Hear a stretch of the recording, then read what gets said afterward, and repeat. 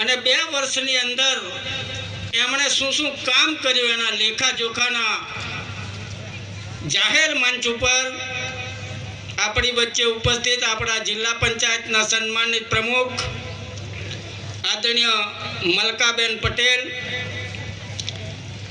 જેમણે આ વિસ્તારની અંદર વિકાસની ધૂણી થકાવી છે, એવા આ વિસ્તારના લોકપ્રિય, જનપ્રિય અને હૃદય સમ્રાટ ધારાસભ્ય આદરણીય જયંતિભાઈ રાઠવા, આપણા જિલ્લા ભારતીય જનતા પાર્ટીના યશસ્વી અધ્યક્ષ આદરણીય ઉપેન્દ્રભાઈ રાઠવા, જિલ્લા ભારતીય જનતા પાર્ટીના મહામંત્રી રમેશભાઈ રાઠવા, જિલ્લા પંચાયતના કવાંટ તાલુકો, જેતપુર તાલુકાની 2 જિલ્લા પંચાયત, બોડેલી જિલ્લા તાલુકાની 2 જિલ્લા પંચાયત, આ વિસ્તારની અંદરથી બહાર જઈને છોટાઉદેપુર તાલુકામાં જો એને ગ્રાન્ટ ફાળવવી હોય તો એ વાત શક્ય નથી. એટલે બહારના લોકોથી ચિંતજો મિત્રો, ચેતજો.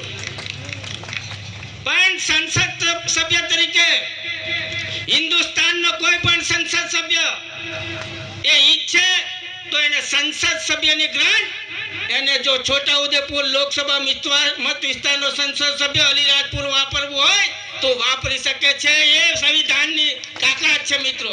પણ અહીંયા કેટલાક મિત્રો આવીને સમાજને ગુમરાહ કરવાની વાત કરવા માંગે છે, વાત કરી રહ્યા છે. એમને હું અગમચેતી રીતે કહું છું કે તમારામાં તાકાત હોય તો તમારી માત્ર અમારે 10 લાખ નથી જોઈતા, માત્ર ને માત્ર 1000 રૂપિયા ગ્રાન્ટ આ પાનવડ ગામમાં આવીને આપી શક્યા બહારના લોકો, તો એમને ખરા મરદ ગણીએ. અને કેટલાક આ વિસ્તારના લોકો એમ વાત કરે છે કે અમે સમાજ સુધારણાની વાત કરીએ, અમે લોકોની વાત કરીએ, અમે વિસ્તારના વિકાસની વાત કરીએ, તો કેટલાક લોકો તો એમના પૂર્વજો 15 વર્ષ સુધી આ વિસ્તારના સંસદ સભ્ય તરીકે ચૂંટાઈને આ પ્રજાએ મોકલ્યા છે. તે દિવસે કેમ નતું દેખાયું? આજે કેમ એ લોકો આ વાત કરે છે?